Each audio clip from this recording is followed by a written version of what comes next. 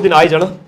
देखो मेर आंदोलन, मेरवाड़ा जो क्षेत्र है उसकी बात करें, मेरों का जो क्षेत्र है विशेष रूप से मेवाड़ रियासत और मारवाड़ रियासत और अजमेर, है ना, इन तीनों के बीच में लगभग पड़ता था। इसी के प्रभाव में था ये मेरों का जो क्षेत्र है जहां पर मेर लोग रहा करते थे। तो अंग्रेजों के द्वारा इसके ऊपर सबसे पहले कंट्रोल करने के प्रयास किए गए, है ना, अंग्रेजों ने सबसे पहले इसको जीतने का प्रयास किया, कंट्रोल का प्रयास। तो 1818 में अंग्रेज अधिकारी विल्डर नाम का एक अंग्रेज अधिकारी था। कौन था, नाम याद कर लो। देखो हमेशा पढ़ते समय, है ना, choose the best lose the rest पर ध्यान देना। जो काम की बात है उसके ऊपर फोकस करो, फटाफट फटाफट पढ़ के आगे बढ़ो। एमसीक्यू इतने कराऊंगा, 1000 से ज्यादा एमसीक्यू हिस्ट्री कल्चर के, है ना, 1000 से ज्यादा एमसीक्यू हिस्ट्री कल्चर के। और ये किताब तो तुम लोग सब पढ़ ही रहे हो, ठीक है। सिलेक्शन होना पड़ेगा, जग मार के होगा, ठीक है। वो तो विल्डर ने यहां पर क्या किया था, समझौता किया था 1818 के अंदर। विल्डर ने समझौता किया था झाक गांव के मेरों के साथ में। तो मेरों को कहा रे तो विद्रोह मत करना, तो मेरों ने कहा हम तो विद्रोह करेंगे, हम तो लूटमार करेंगे। तो फिर बाद में दमन किया इनका 1821 के अंदर मेवाड़ मारवाड़ की संयुक्त सेना के साथ में मिलकर अंग्रेजों ने। और उस समय मेरवाड़ा रेजिमेंट का गठन किया गया। यह प्रश्न एग्जाम में पूछा जाता है, डेफिनेटली पूछा जाता है, वेरी वेरी इंपोर्टेंट है। मेरवाड़ा रेजिमेंट कब बनी है, 1822 में बनी। इसका मुख्यालय कहां पर है, ब्यावर के अंदर रखा गया। ये समझ में आ गया मेरों का विद्रोह किसने दमन किया था, कब विद्रोह हुआ था, क्यों हुआ था, सारी चीजें समझ में आ गई है तो शेयर कर दो। भील विद्रोह की मैं बात करूंगा, अब मैं बात करूंगा भील विद्रोह की। किसकी बात करूंगा, भीलों के विद्रोह की बात करूं। बेटा पहला मेरों का विद्रोह समझ लिया, सीधी सी बात है। अजमेर है, मेवाड़ मारवाड़ का संयुक्त अधिकार क्षेत्र में जो क्षेत्र था वहां पर यह विद्रोह हुआ था 1818 के बाद में। फिर मेरवाड़ा रेजिमेंट बनी थी, वो भी तुम्हें पता चल गई है, ठीक है। अब मेरवाड़ा बटालियन ब्यावर में, बिल्कुल शाबाश राजश्री बेटा, पूजा परीक्षित, ये याद रखना। मेरों के बाद में आगे आ जाओ, सीक्वेंस के हिसाब से चल रहे हैं, क्रम के हिसाब से चल रहे हैं। अगला है आपका भीलों का विद्रोह। भीलों का विद्रोह बार बार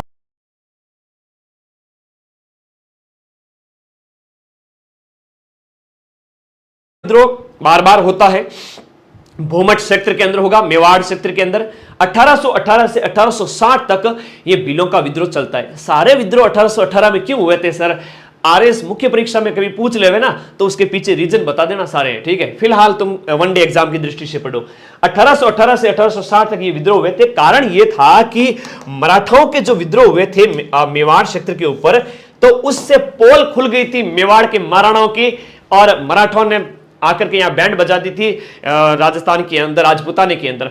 तो मेरों ने कहा, ये बिलों ने कहा यार ये तो कुछ है ही नहीं, हम भी विद्रोह करके देखते हैं, ठीक है। इन्होंने भी किया, हम भी करके देखते। लूटमार शुरू कर दी इन्होंने, कहां पर, भूमठ क्षेत्र के अंदर इन्होंने लूटमार शुरू कर दी थी उस समय।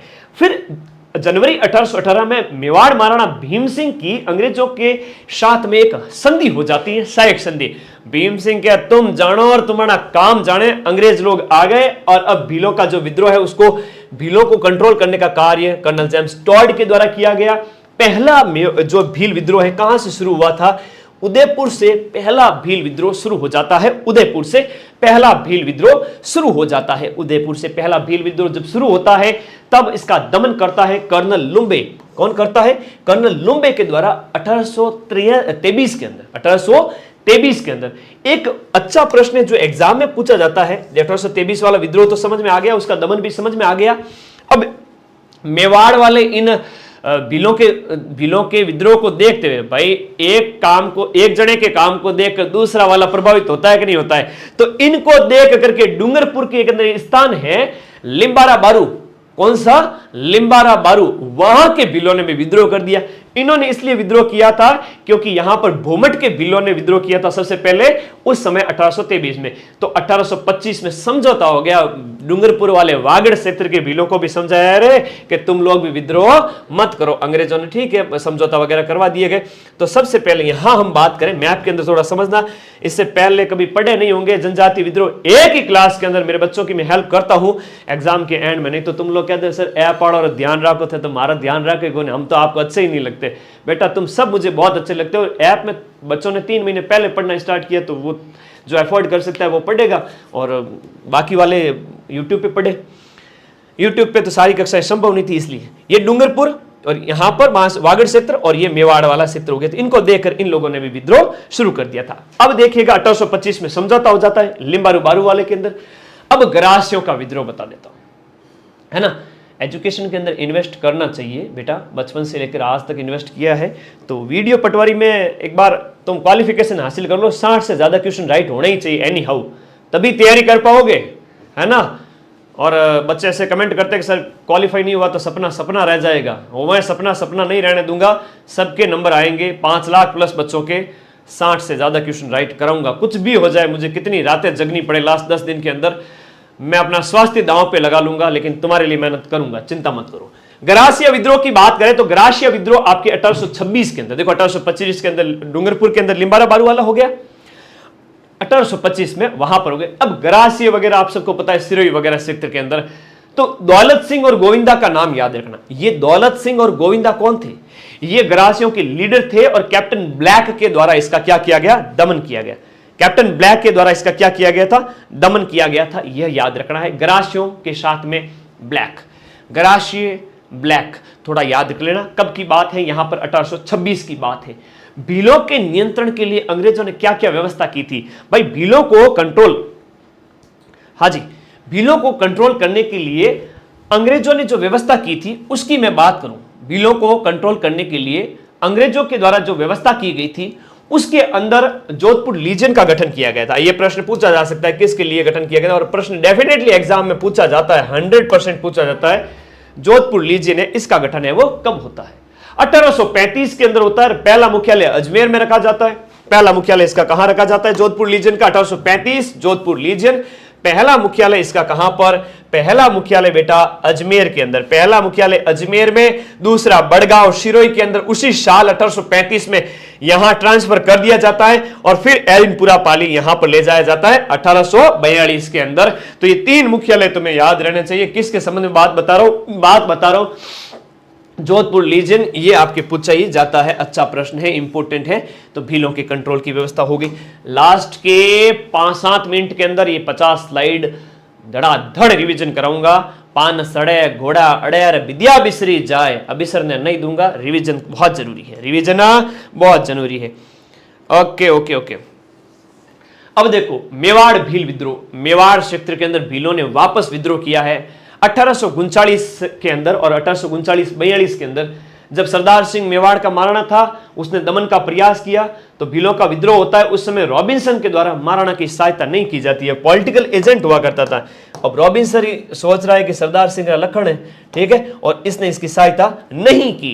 अब जब सरदार सिंह को पर्चा मिल जाता है, तब बाद में आउटरम की सलाह पर, है ना, अंग्रेजों ने कहा ठीक है, थोड़ा सा मामला सेट हो, फिर हम सलाह देंगे, हमारे अकॉर्डिंग अगर काम करेगा तो ठीक है मामला। तो आउटरम एक अंग्रेज अधिकारी था, उसकी सलाह पर सरदार सिंह ने मेवाड़ भील कोर का गठन किया है 1841 में। अब जोधपुर लीजियन के जैसे 1835 में था। यह वाला प्रश्न भी वेरी वेरी इंपॉर्टेंट है कि मेवाड़ भील कोर की गठन कब किया जाता है? 1841 के अंदर किया जाता है। चलो ये भी प्रश्न याद हो गया। हाँ, बच्चा बार बार कमेंट कर रहा है स्टेनोग्राफर पशु परीक्षर को लेकर के, बेटा 8955982723 पर व्हाट्सएप कर देना, है ना, वहां पर गुरुजी रिप्लाई देंगे। अब चलती क्लास में क्यों डिस्टर्ब करते हो? अब देखो बेटा, आउटरम की सलाह पर सरदार सिंह ने यहां पर इस मेवाड़ भील कोर का गठन किया है। मेवाड़ भील कोर की हम बात करें, बहुत इंपॉर्टेंट प्रश्न है, और इसका मुख्यालय खैरवाड़ा उदयपुर में रखा गया। पहला कमांडर इसका कैप्टन हंटर को बनाया गया। सीधे सीधे प्रश्न एग्जाम में आ जाते हैं। मेवाड़ भील कोर, जोधपुर लीजियन, कब किसका गठन किया गया? Very very important, most important. Okay, इसके बाद देखिएगा जहाजपुर मीणा विद्रोह। अब जहाजपुर के अंदर मीणाओं का विद्रोह किया गया। बेटा जहाजपुर की बात करें मैं, जहाजपुर कहां पर है?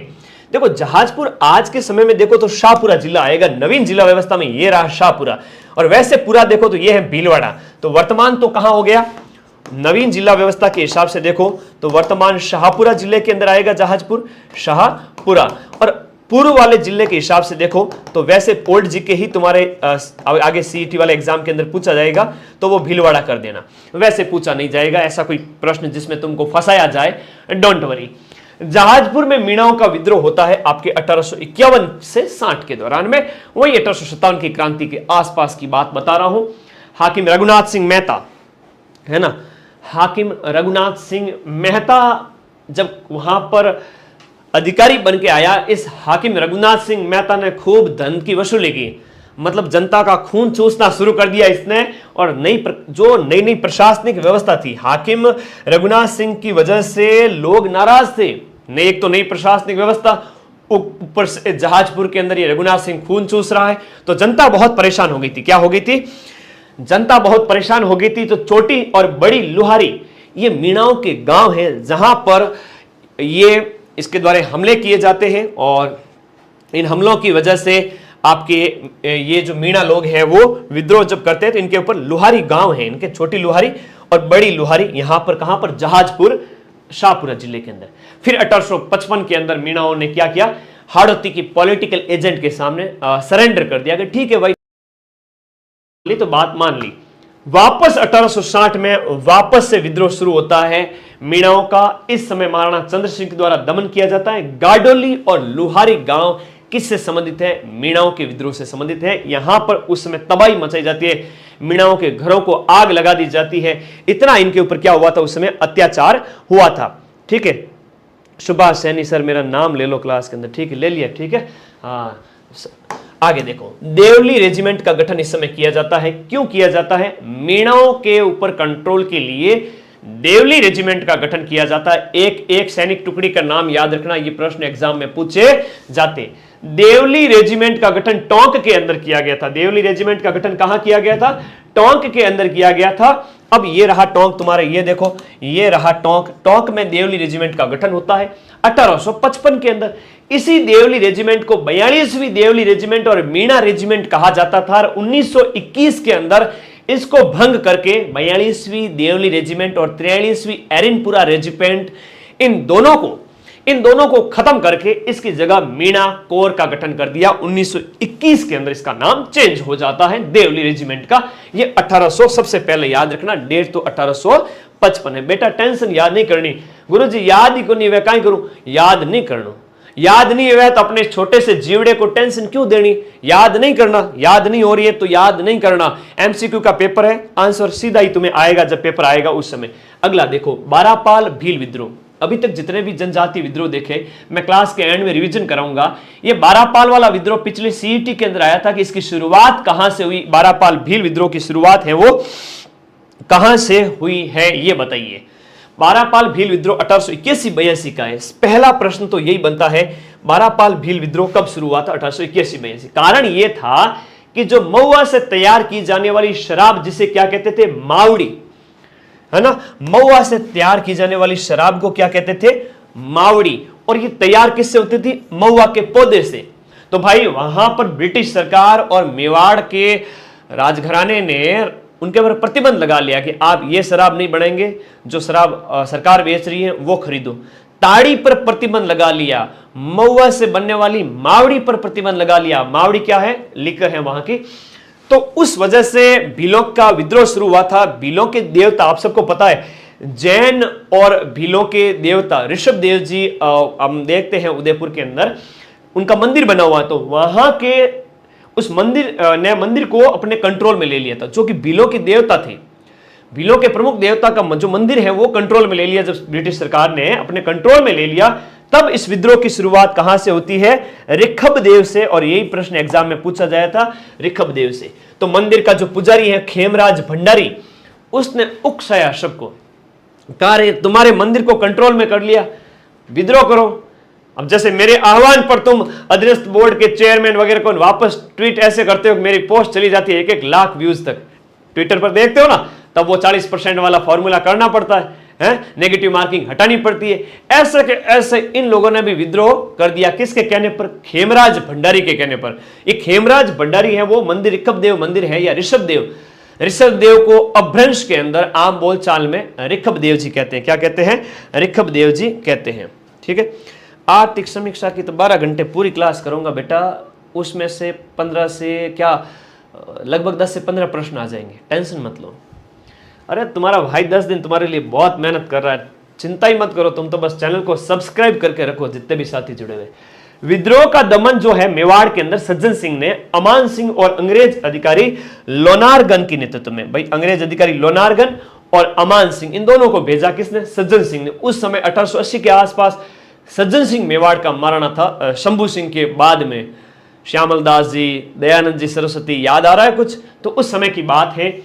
सेना 1881 में भेजी गई थी और विद्रोह के जो प्रमुख नेता थे वह आपके देखो भीलों के जो नेता होता ना, मुखिया, उसको गमेती कहते हैं। क्या कहते हैं? गमेती। अगर कोई गड़बड़ कर दे तो उसको सीधा पकड़ के ले जाया जाता है, चाल गमेती कने है, चाल गमेती कने। तो गमेती है वो भीलों का क्या मुखिया होता है। और उनका जो मुखिया था नीमा, खेमा और जोइता, ये ऋखपाल के जो है जो ऋषभदेव जो जगह मंदिर है वहां से जब विद्रोह के 12 जो विद्रोह शुरू हुआ था, इस 12 विद्रोह के प्रमुख लीडर कौन थे, ये प्रश्न आपसे पूछा जाए तो बेटा याद रखना, ये जनजातीय विद्रोह बहुत कठिन टॉपिक माना जाता है। यूट्यूब पर पूरा शायद ही कई जगह मिले, लेकिन आज मैंने बीड़ा उठाया कि पूरा पढ़ाऊंगा।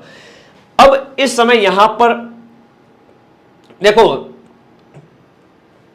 समझौता हो जाता है 1881 में भीलों के साथ में, खेमराज भंडारी जो पुजारी हैं उसके बीच में और सज्जन सिंह के सचिव श्यामल दास के बीच में समझौता हो जाता है। भील लोग मान जाते हैं, शर्तें रखी जाती है कि जनगणना से दूर रखा जाएगा।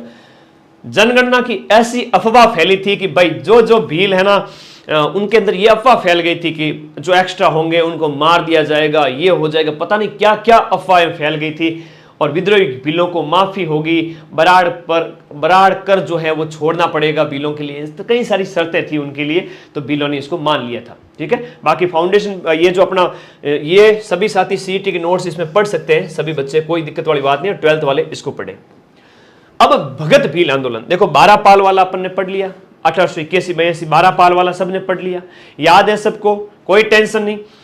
अब भगत आंदोलन, भगत भील आंदोलन की बात करें, सीधा सीधा प्रश्न आता है, यह प्रश्न पूछा जाता है, भगत आंदोलन और एक ही आंदोलन वाला प्रश्न पूछा जाता है। आज जो तुम्हें बता देता हूं, ये मेरे ऐप के नोट से बेटा मैंने जो बताया था ना, कॉम्बो बैच जो 1999 का, जिसमें वीडियो का पूरा लाइव बैच पढ़ूंगा, पटवारी का पूरा लाइव बैच पढ़ूंगा। अभी एडमिशन लोगे तो भी वही फीस है, सीईटी के नोट्स मिल जाएंगे, इंडिया जीके, राजस्थान जीके के 10 दिन में पढ़ लो, बाकी यूट्यूब पे मेहनत करूंगा ही करूंगा तुम्हारे लिए। और किसी को लगता है कि मैं थोड़ा मेरे 60 नंबर आए नहीं आए, ऊहापोह की स्थिति है तो सीईटी के बाद में लेना। किसी को लगता है कि सर ये तो आराम से आ जाएंगे, वो अभी भी पढ़ सकता है। तो भगत आंदोलन 1883 से 1908 का है, देखते हैं भगत आंदोलन की शुरुआत कहां से हुई। सीधा सीधा प्रश्न आता है, इसका लीडर कौन है, ये दो प्रश्न बार बार पूछे जाते हैं। अब देखो इस आंदोलन की जो शुरुआत है ना, वागड़ क्षेत्र के अंदर हुई। वागड़ क्षेत्र कौन सा है? बांसवाड़ा और डूंगरपुर का जो क्षेत्र है, बांसवाड़ा और डूंगरपुर का जो क्षेत्र है वो वागड़ क्षेत्र कहलाता है। कौन सा क्षेत्र? वागड़ क्षेत्र से सबसे पहले आपके इस भगत आंदोलन की शुरुआत हुई। और ये भगत आंदोलन डेट याद कर लो, भगत भील आंदोलन 83 से लेकर के 1908 के बीच में भगत भील आंदोलन होता है। भगत भील आंदोलन होता है। गोविंद गिरी इसके लीडर थे। बहुत इंपॉर्टेंट प्रश्न है, कई बार एग्जाम में सीधा सीधा प्रश्न पूछ लिया जाता है। आपके भगत भील आंदोलन का नेतृत्व किसने किया था? गोविंद गिरी जी ने किया था। इनका जन्म है वो आपके बांसिया गांव डूंगरपुर के अंदर हुआ था। कहां पर? बांसिया गांव, बांसवाड़ा मत कर देना, डूंगरपुर, अभी बताऊंगा। सुरजी भगत इनके सहयोगी थे, हेल्पर थे, ठीक है, सहयोगी। अब गोविंद गिरी का जन्म 1858 के अंदर, 1857 की क्रांति के जस्ट एक साल बाद में बंजारा परिवार के अंदर बांसिया गांव डूंगरपुर के अंदर आपका जन्म होता है। डूंगरपुर के अंदर अखाड़े के साधु राजगिरी इनके क्या थे? अखाड़े के साधु राजगिरी क्या थे इनके? अखाड़े के साधु राजगिरी इनके गुरु हुआ करते थे। क्या हुआ करते थे? गुरु हुआ करते थे, जो कोटा बूंदी अखाड़े के गुरु हुआ करते थे। ठीक है, कोटा बूंदी अखाड़े के गुरु राजगिरी महाराज हैं, इनके गुरु थे। और यह प्रश्न एग्जाम में पूछा जाता है कि इनका जन्म है वो कहां होता है? बांसिया गांव कहां स्थित है? गोविंद गिरी जी का जन्म स्थान डूंगरपुर, बांसवाड़ा, प्रतापगढ़, उदयपुर ऐसे दे देवे तो तुम लोग करना बांसिया डूंगरपुर। आगे देखो बेटा, भगत आंदोलन, गोविंद गिरी जी है वो दयानंद सरस्वती से काफी प्रभावित थे। और लास्ट में जब आत्मसमर्पण वगैरह करेंगे तो उस समय देखना गांधी जी वगैरह के, मोतीलाल तेजावत के ऊपर भी गांधी जी का प्रभाव है, कई सारी चीजें देखेंगे। स्वदेशी वस्तुओं के प्रयोग पर बल दिया था। अब गोविंद गिरी ने, भाई दयानंद जी महाराज जैसे हैं तो राजस्थान के अंदर दयानंद जी को मानने वाले भी गोविंद गिरी जी थे, तो इन्होंने लोगों को समझाया कि भाई स्वदेशी अपनाओ। आपको पता है, कई सारी चीजें देखेंगे। स्वदेशी वस्तुओं के प्रयोग पर बल दिया था। अब गोविंद गिरी ने, भाई दयानंद जी महाराज जैसे हैं तो राजस्थान के अंदर दयानंद जी को मानने वाले भी गोविंद गिरी जी थे, तो इन्होंने लोगों को समझाया कि भाई स्वदेशी अपनाओ। आपको पता है 1905 के अंदर पूरे भारत के अंदर स्वदेशी आंदोलन फैला था। ये हम राष्ट्रीय आंदोलन के अंदर इंडियन हिस्ट्री के अंदर पढ़ते हैं, वो तुम्हारे सिलेबस में है। पता है कि नहीं पता है? हाँ, भगत पंथ की स्थापना इन्होंने की थी 1911 के अंदर। ये सीधा सीधा प्रश्न है, वो एग्जाम में आ जाता है। भगत पंथ कब स्थापित होता है? आदिवासियों को हिंदू धर्म में रखने के लिए, कि इनका धर्मांतरण नहीं किया जाए। जो ईसाई मिशनरीज होती थी, ये ईसाई मिशनरीज यहां राजस्थान ही नहीं पूरे भारत में जगह जगह जाकर के इनको क्या है, ईसाई बना देती थी। तो इस वजह से हिंदू धर्म में रखने के लिए आपके गोविंद गिरी जी ने 1911 में भगत पंथ की स्थापना की। बेड़सा गांव डूंगरपुर में, गुजरात से लौटकर वापस 1911 के अंदर और इसकी स्थापना की थी। प्रत्येक गांव में धुनी की स्थापना की और धुनी की रक्षा के लिए एक कोतवाल भी इनके द्वारा नियुक्त किया गया गोविंद गिरी महाराज द्वारा। देखो, संप सभा बहुत अच्छा प्रश्न है। इसी बीच इससे पहले इन्होंने संप सभा की स्थापना की, और यह प्रश्न सीधा सीधा एग्जाम में आता है कि नहीं आता है? यह प्रश्न सीधा सीधा एग्जाम में आता है कि नहीं आता है? हाँ, चैल सिंह कह रहा है भूगोल अर्थव्यवस्था की क्लास करा दो। बेटा कलेजो निकाल दे दू थने, काई निकाल दे दू मारो, कलेजो निकाल दे दू बेटा, कलेजो निकाल दे दू। ए नोट्स देख रही है मारकन तू? ए नोट्स है 12 घंटे मैराथन क्लास रहा, मतलब इतना बड़ो रजिस्टर तैयार हो गयो, समझ रहे हो? तो ए है प्रश्न सारा का सारा है मेरे पास में, पूरा कलेक्शन है, ये पूरा कलेक्शन है मेरे पास में 12 घंटे की क्लास का। ये नोट्स नहीं है बेटा, 45 क्वेश्चंस, 45 पेपर, और हर पेपर के अंदर 20 से 25 प्रश्न। तुम कह सकते हो कि पेपर मदन सर ही बनाएंगे सीईटी का, ठीक है? एग्जाम हॉल के अंदर तुम्हें हर एक प्रश्न में मेरा चेहरा याद नहीं आए तो वापस इस चैनल पर मत आना, ठीक है? तो भाई विश्वास किया है अपने गुरु के ऊपर, तो ये मेरे लिए तो पहला काम है नहीं। सीईटी के अंदर इतने प्रश्न मिलाऊंगा वापस, वो 65 प्रश्न राजस्थान जीके के 12-12 घंटे की 3 कक्षाओं से आ जाएंगे। राजस्थान जीके पढ़ो, करंट अफेयर्स पढ़ो, इकोनॉमिक सर्वे अच्छे से पढ़ लेना, और इंडिया जीके की 2-3 मैराथन लगा दूंगा। तुम्हारा बेड़ा पार है। 10 दिन में झोंक दो अपने आप को। बस चैनल को सब्सक्राइब करके रखना। घर आके नहीं पढ़ा पाऊंगा, घर आके नहीं पढ़ा पाऊंगा, पीडीएफ घर आके नहीं दे पाऊंगा। प्लीज चैनल को सब्सक्राइब करके रखना, क्योंकि हमेशा नोटिफिकेशन सीधा मिल जाएगा। और टेलीग्राम ज्वाइन कर लेना, वहीं से मिलेगी तुम्हें सारी की सारी पीडीएफ। 10 दिन में गुरुजी मार सीईटी निकल सकेगा? कई एड़ा बच्चा है जगह लाखों बच्चों में भीड़ में शामिल है, निकल सकता है और निकलेगा। आगे देखो, ये संप सभा वाला इतना प्यारा प्रश्न है, इतना प्यारा प्रश्न है, very very very very important. सीधा सीधा प्रश्न आता है, संप सभा की स्थापना। और जो नए नन्हे मुन्ने बालक है ना, नन्ना मुन्ना तो कह रहा है लकड़वारा लाडा है कि पहला तो पढ़ी करी को नहीं ना, हमें चेतन आया लास्ट में। कोई बात नहीं, मदन शरणम गच्चामी, माइंड मैप शरणम गच्चामी, तुम्हें सब कुछ मिलेगा। 10 दिन में सीईटी निकलवाऊंगा, टेंशन मत लो। तो मोस्ट इंपोर्टेंट चीज पर फोकस कर लो, बाकी को भूल जाओ। इस क्लास में से 10 चीजें ऐसी बताऊंगा जहां से सीधा प्रश्न बन जाएगा, पूरा याद करने की जरूरत नहीं है। अब देखो मेरी बात को, पीडीएफ अपलोड करूंगा अभी इस क्लास के बाद में। संप सभा का गठन 1883 के अंदर हुआ था, सिरोही के अंदर गोविंद गिरी के द्वारा वागड़ क्षेत्र में भीलों को संगठित करने के लिए। अब इसका उद्देश्य भी समझ लो कि वागड़ क्षेत्र के अंदर भीलों को संगठित करना इसका प्रमुख उद्देश्य था, और भीलों के अंदर सामाजिक और राजनीतिक चेतना। अब ये थोड़ा सा कई बार इसका उद्देश्य भी पूछ लिया जाता है। पहला अधिवेशन कब हुआ है? 1903 के अंदर। यह प्रश्न भी उठ करके आ जाता है। 1903 के अंदर इसका पहला अधिवेशन होता है मानगढ़ की पहाड़ी पर, बांसवाड़ा के अंदर।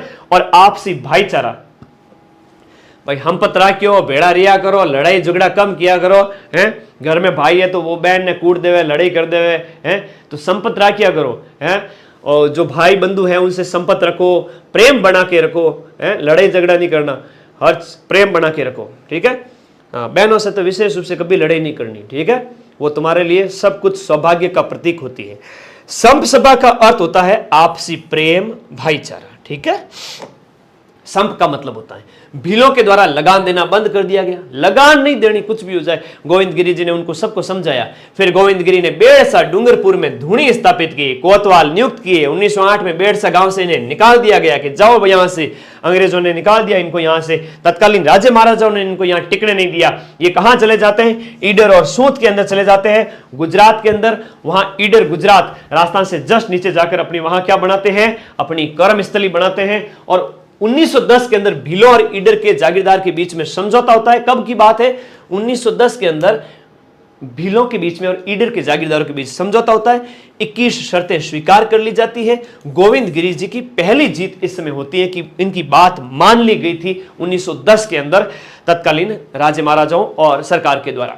अब 1913 में अप्रैल में डूंगरपुर से निकल जाने का आदेश इनको मिला है। उनको पता था कि गोविंद गिरी कहीं ना कहीं विद्रोह करेंगे। गोविंद गिरी के वजह से जनता है वो जागरूक हो चुकी है, जनता में जन चेतना बढ़ चुकी है, ये जन जागृति का दौर चल रहा है। और तुम्हारे इन राजस्थान हिस्ट्री के अंदर जन जागृति के अंदर किसान आंदोलन, जनजातीय आंदोलन वगैरह तुम पढ़ते हो, तो ये जन जागृति का दौर था। तो अक्टूबर के अंदर बांसवाड़ा और सूत की सीमा पर मानगढ़ को अपना उन्होंने ठिकाना बना दिया था। गुजरात सीमा पर यहां पर इन्होंने अपना ठिकाना बना दिया। भील है वो मानगढ़ पहाड़ी पर इकट्ठा हो गए थे। बात कब की है? 30 अक्टूबर 1913 की। गोविंद गिरी के सहयोगी पुंजा धीर जी और भीलों ने मिलकर के गुल मोहम्मद सिपाही को पटक पटक के मार दिया, उनको पीट पीट के मार दिया, क्योंकि इसकी वजह से भी वो लोग काफी परेशान थे।